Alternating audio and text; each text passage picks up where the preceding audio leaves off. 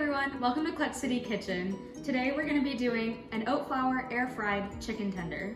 So, as you can see by the name, the biggest substitution we're going to be making is oat flour instead of all-purpose flour. We talked about the benefits of using oat flour versus other flours in our last video. Just a few of them are it helps keep the insulin level spikes down, which is great for diabetics. It's higher in protein than other flours, and it's gluten-free. Also, what you see here is that we started with 3 pieces of chicken breast. We sliced them up to look like tenders so that they give that traditional look. You can also slice them to look like nuggets if you prefer that. Yeah. Before we start cooking and dipping it in the egg and then dipping it into the flour, we have a little bit of coarse flaky salt here that we're gonna sprinkle on both sides. And then we have some coarse pepper here that we're gonna grind on top of the chicken as well. For binding purposes, we are using egg. So we're using 2 egg whites and 1 whole egg. It's really important to use that 1 whole egg because the fat properties actually help everything bind together in that breading that we're gonna put on the chicken tender. So kind of coming over to the breading and the flour mixture, we have of course our oat flour. We're also gonna throw some paprika in there. If you can see that, it'll help with the color, give it a little bit of kick to it as well. Then Shez always makes fun of me for the name of the seasoning. I did not name the seasoning. It's called Slap My Mama seasoning. It's a Cajun seasoning, which is usually used on fish and other seafood, but it tastes great on this chicken, and especially in this recipe, I tried it a few weeks ago. It adds a little bit of a different flavor, which everybody loves. And then we're gonna throw some coarse pepper back in there. All right, so let's get to making our oat flour chicken tenders. I'm excited. All right, so we're back with the chicken. I'm gonna put a little bit of coarse salt on this side. So we just have coarse salt. I'm just taking it. I'm just gonna kind of sprinkle it all over the chicken, and then I'm gonna give it a little pat at the end to make sure kind of the salt kind of sticks and stays on there. All right, Shez, you want to do the pepper? I'm super excited that I get to do the pepper because I really don't like pepper, so I can control how much of this She really does not like pepper. goes into this. This is some just non-stick cooking spray. So we have this tray right here, which is gonna go in the air fryer, and then this tray right here that's gonna go in the oven. So I'm just gonna give this tray a little non-stick spray so we can put the chicken right on it. And so this helps so that when the flour and the breading coating goes on there, it doesn't stick to the actual thing that's being the metal tray. And so that way the breading doesn't come off basically. And then I'm gonna just throw together the flour. So we have about a cup of oat flour here that I'm gonna throw in. Oops. And then we have this seasoning that Shez does not like the name of. Seasoning. I'm gonna put quite a bit of that in here. And then I would say probably about a tablespoon to 2. And then just a little bit more pepper.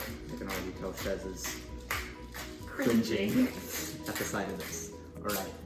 And then I'm just gonna whisk that together. It looks like this, I don't know if you can see that. Just mix it together. And I almost forgot to add the paprika. Also, I think it's good to mention what's great about the spice that I'm not gonna take the name of. It has garlic in it. It's like a garlic powder. So that helps bring out another taste that we hadn't added already. That was probably the least efficient way of putting the paprika in there. I should have used a spoon, but this is what it looks like. It has a nice color to it. We have our flour and our breading put together with our seasoning, and we're good to start making the chicken. Okay, so now we're gonna start with the breading. With breading, it's important because you have a wet part and a dry part. It can get clumpy really quickly. So if you're doing it by yourself, make sure you use 1 hand for wet and 1 hand for dry. We're 2 people, so we're good. He'll just do the wet and I'll do the dry. So I'm gonna take a chicken tender basically. I'm gonna take this egg and just dip it in there, mix it around. And what I'm gonna do for Shez is just put it in here, and then Shez is gonna bread it. Yeah, so I'm gonna coat it over, shake it off, and put it right into the pan. And then we're gonna just do a few of these, and then we'll get right back to you guys. All right, we're back here. We've breaded the chicken with the egg batter, the egg wash, and then we put the breading on top of it. So over here, this massive machine you guys see here is an air fryer. So basically we've preheated the air fryer to 450. the machine says 375, but when I cooked these a few weeks ago, it didn't cook at 375 very easily, very well. So 450 is the temperature to go. So we've preheated it. We sprayed it with non-stick cooking spray.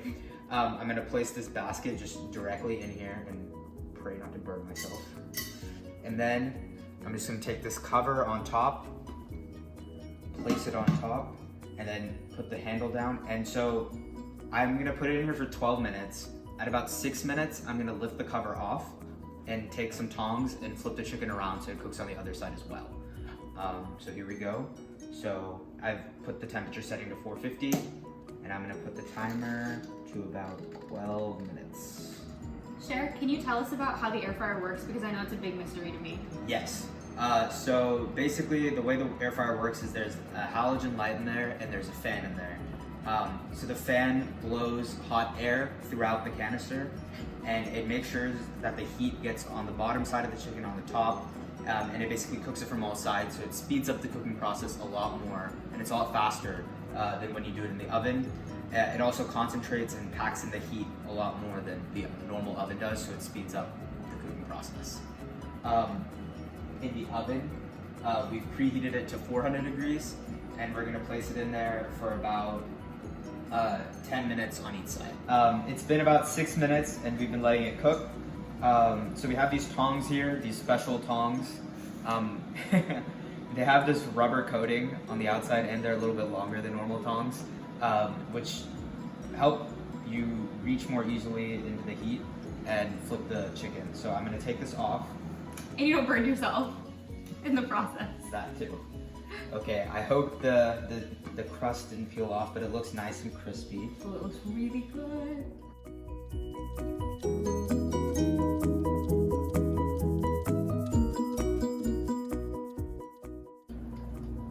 So here is what it's looking like.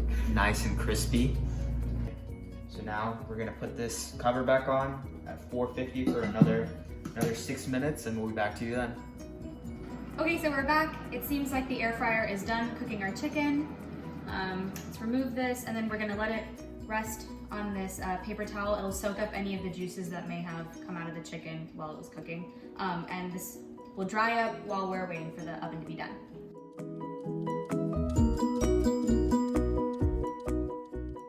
As if Look at just that. came out of the fryer. They've now been fried. All right, so this is what they look like right now. And we're gonna wait on the ones in the oven, and then we'll pull those out in a little bit. Hi guys, we're back with our food ready. So this is a plate of the air fried chicken tenders, and these are the oven baked. We're gonna do a taste test. Just with a little bit of ketchup. So first we're gonna do the air fried ones, nice and crispy. And by the way, these little white speckles that are on it is just because a little bit of the oat didn't crisp. But doesn't mean anything's uncooked or anything. It's a good kind of crispy. Not like it's fried chicken, because it obviously can't be compared to fried chicken, but nice and battered. Very, very good. I didn't double dip. All right, now we're gonna try the oven cooked ones. They taste nearly the same. The only difference I would say is that these are slightly crispier than these, but besides that, they taste the exact same almost. The oven ones did take quite a bit longer. Well, these took about 12 minutes in total. These took about 12 to 15 minutes on each side.